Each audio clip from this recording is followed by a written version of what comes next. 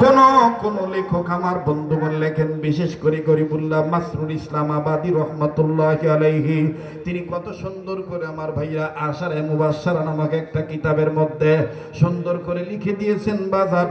হযরত ওমর রাদিয়াল্লাহু তাআলা আনহু ছিলেন টপ টেরর। আমার বন্ধুগণ ত্রাস সৃষ্টি করনেওয়ালা বান্দা, কিন্তু কোরআন কারীমের বুঝ আসার কারণে, আমার বন্ধুগণ নবীর সোহবত পাওয়ার কারণে আল্লাহ রব্বুল আমিন দেখেন তাকে কেমন হীরকখণ্ড বানায় দিলেন, সোনার চাইতে হীরার চাইতে দামি তাকে বানায় দিলেন। লম্বা করব না বন্ধুরে,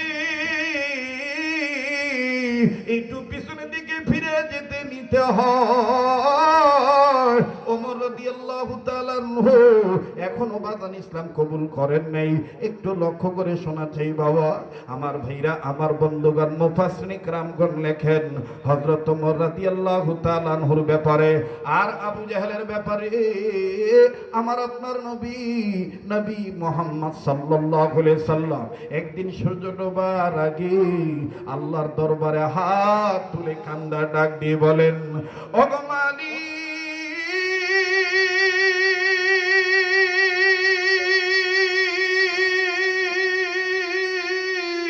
আল্লাহ, দেন না মুসলমানের একটা ডাক্তার না, বলেন না আল্লাহ, আবার বলেন না আল্লাহ। আর আল্লাহ বলতে ভালো লাগবে, বুঝলেন আল্লাহ আপনাকে মাফ করে দিবে, মায়া লাগায় আবার বলেন না আল্লাহ, আর একবার বলেন না আল্লাহ। আমার আপনার নবী ডেকে ডেকে বললেন, আল্লাহ তোমার দরবারে আমি দুইটা বান্দার নাম বলতেছি, এই দুইজনের যে কোনো একজনকে যদি তুমি ইসলামের জন্য কবুল করো, আমি মুহাম্মাদের জন্য দিন কায়েম করা, দিন প্রতিষ্ঠা করার কাজ সহজ হয়ে যাবে। আল্লাহু আকবার বলেন। দুইজনের নামে দোয়া করলেন। নাম্বার 1 আবু জাহেল, ওমর ইবনুল হিশাম। বাবারে আন্তাজি বামার ঢুকেও না। হ্যাঁ, একজন হলো ওমর ইবনুল হিশাম। ওমর কিন্তু দুইজন নয়, উম্মতের আলেমরা আছে, তাদের কাছে জিজ্ঞাসা করে দেখবেন। একজন হলো ওমর ইবনুল হিশাম, আর একজন হইল ওমর ইবনুল খাত্তাব। একজন হলো হিশাম পুত্র আবু জাহেল, আর একজন হইল খাত্তাবের ছেলে হযরত ওমর। সুবহানাল্লাহ বলে। গভীর মনোযোগী হয়ে শোনা চাই বাবা। আল্লাহর নবী বললেন, মালিক হয় আবু জাহিল, হিশাম পুত্র আবু জাহিল, আর নয় খাত্তাবের ছেলে ওমর, এই দুইজনের মধ্যে যে কোনো একজনকে তুমি যদি ইসলামের শীতল ছায়া তলে এনে দাও, আমি নবীর জন্য দিন প্রচার কাজে সহজ হয়ে যাবে। আল্লাহ জিব্রাইলকে ডাক দিয়ে বললেন, জিব্রাইল আমার নবীকে আমার সালাম জানিয়ে দিয়ে বলে দাও, আমি হিশাম পুত্র আবু জাহেলের জন্য দোয়া কবুল করলাম না, খাত্তাবের বেটা ওমরের জন্য দোয়া কবুল করলাম। একটু সময় লাগবে, দিবেন তো? পিছনের বাবারা বাইরা দিবেন তো ইনশাআল্লাহ? ওই দিন একটা গোপন মিটিং হয়েছে আর এক জায়গায়। উতবা, শাইবা, আবু জাহেল, আবু সুফিয়ান সহ সবাই অঙ্গুলি উঁচু করে একেবারে কড়া ভাষণ দিয়ে বলেছে, মুহাম্মদ আমাদের চিরদুশমন। কিছু বেড়া আছে দেখবেন ভাষণে ফাঁকা, ভাষণে মুহাম্মদ আমাদের চিরদুশমন, এতদিন ভালোই ছিল, কিন্তু ইদানিং তার ঘরে কিসের ভূত ছোঁয়ার হলো, সে কি বলে না বলে, লাত মানাত উজ্জা হবলকে মানা যাবে না। অতএব আমরা ঘোষণা করতে চাই, যে ব্যক্তিটি তার বাপ দাদার ধর্মের মুখে চুনকালি মারতে চায়, এই ব্যক্তির মাথা তার কাছে রাখার কোনো মূল্য নাই। মুহাম্মদ আমার আপনার চিরদুশমন, অতএব মুহাম্মদের কল্লাটাকে কেউ কেটে এনে দিতে পারবো? এইভাবে ঘোষণা করতেছে। একজন উঠটা দাঁড়ায় কয়, নেতাজি মাংনাই কাটমো নাকি কিছু দিবে? আবু জাহেল বলতেছে, বুঝছি, লোভে ধরছে। ডাক দিয়ে কয়, হ্যাঁ হ্যাঁ শুনে নাও, কেউ যদি মুহাম্মদের কল্লাটা কেটে এনে দিতে পারো তাহলে তাকে 100 লাল উট উপহার দেওয়া হবে। নাউজুবিল্লাহ বলে। কয়শো লাল উট? কথা কয় না, আবার কয়, আর একবার, আর একবার 100। হ্যাঁ, জিমানি চলবো না। বাজারে যাইয়া মুরগিরে পিছনে আতা সামনে আতা নাচিলে কিরে দেখি বোবানি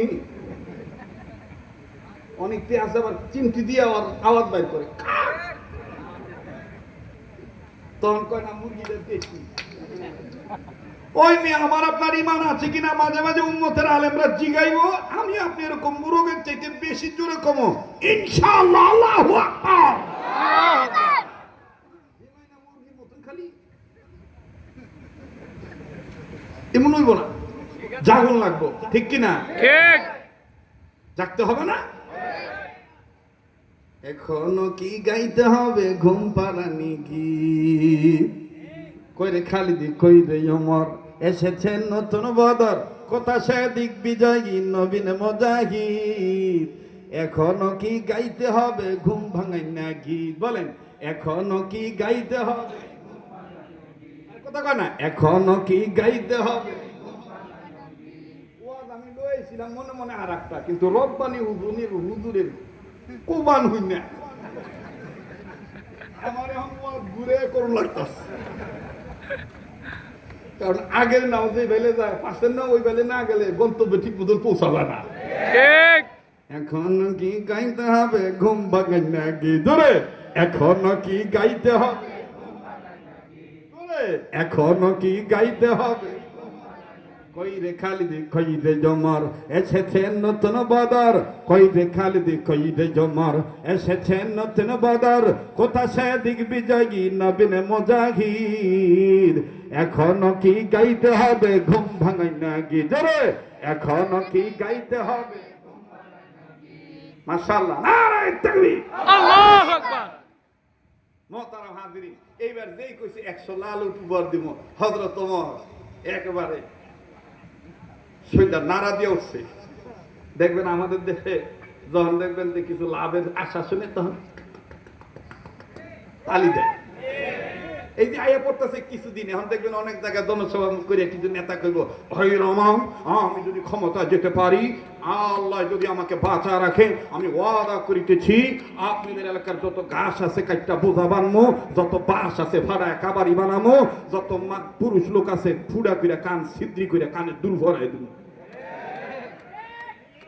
এইটা হই না তখন জনগণ মানে দিল কি দিল না এটা বুঝবো না, আমতা দিই।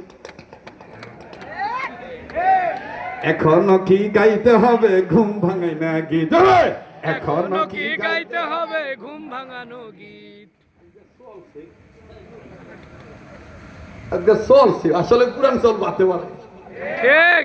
পুরান চল কি ওই যে তালি দিছে, আর ওই যে যুগে তালে মনে রাখছে যে হ্যাঁ ক্ষমতা এলে বাঁশ পাড়া কাবারি বানাইবো, ঘাস কেটে বোঝা বানবো, আন্তাজে মেরে দিয়েছে ছাপ্পা। ও হন যখন ক্ষমতা আইছে এরপর ওর চরিত্র দিকে হায় হায়, যে যায় লঙ্কায় সেই হয় হনুমান, কারে কি যে বলি ভাই সকলই সমান, বলেন কারে কি যে বলি ভাই, হায় হায় কারে কি যে বলি ভাই। ওরে পাটা পুতা ঘষা ঘুষি দবা সারা মরিচের, নেতা নেতা গুতা গুতি কাম সারাই আমাদের। ওরে পাটা পুতা ঘষা ঘুষি দবা সারা মরিচের, নেতা নেতা গুতা গুতি কাম সারাই আমাদের।